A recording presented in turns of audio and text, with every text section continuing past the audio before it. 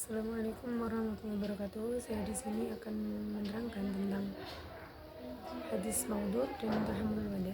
Hadis maudhu itu tersendiri disebut hadis palsu. Pengertian hadis maudhu adalah hadis yang diciptakan atau dipalsukan yang disandarkan kepada Nabi secara dusta, padahal beliau tidak pernah berbuat atau melakukannya. Terus para ulama juga sepakat bahwa hadis maudhu atau hadis palsu itu tidak boleh diriwayatkan oleh seorang perawi, harus orang yang sudah mengetahui keadaan atau status, kecuali disertai dengan penjelasan, bahwa ini hadis palsu. Ciri-ciri hadis maudhu itu bisa dilihat dari 1.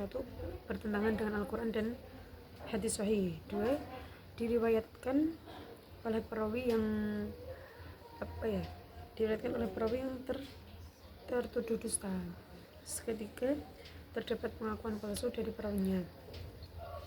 Cara mengetahui hadis maudhu itu 1.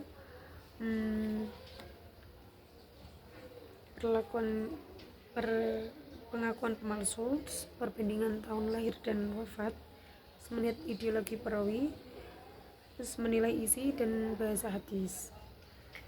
Ada ungkapan seperti ini: barang siapa yang menceritakan suatu hadis dariku sedangkan diketahui hadis itu dusta, maka ia termasuk seorang pendusta.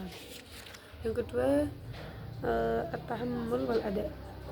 Pengertian at-tahammul sendiri itu secara bahasa tahammala tahammulu tahammalan, yang berarti membebankan. Dengan istilah menerima dan mendengar.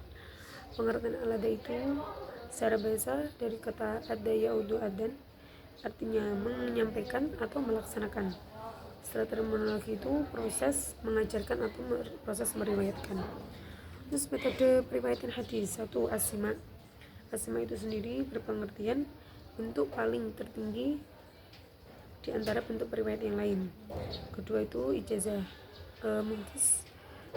Mutis itu memberikan izin pada seseorang untuk meriwayatkan hadis dari tulisan maupun perbuatan. Yang ketiga itu al-wasiat. Muhaddits itu berwasiat kepada seseorang sebelum meninggal atau berpergian agar tulisan tersebut dapat disampaikan kepada seseorang untuk meriwayatkan. Syarat tahammul itu orang menerima hadis itu harus memayyiz, seperti harus pandai, harus paham. Syarat ada Islam balik, berakal. Ala itu adalah sifat yang melekat pada periwayat sehingga ia selalu setia kepada Islam. Yang terakhir itu dapat harus memiliki hafalan yang kuat dan teliti.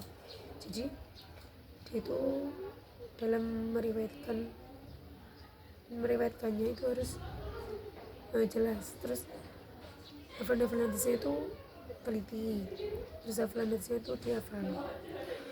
Menurut saya urgensi ulumul hadis terhadap tafsir sendiri itu sangat berpengaruh, karena dapat menentukan riwayat dalam penafsiran, memahami konteks asbabun nuzul, terus menguatkan tafsir dalam penafsirannya. Terus menurut saya belajar ilmu ulumul hadis itu saya dapat membedakan antara hadis sahih dan hadis maudhu, dhaif. Dapat mengetahui proses periwayatan hadis, terus memperkuat saya terhadap sunnah Rasul. Sekian dari saya. Wassalamualaikum warahmatullahi wabarakatuh.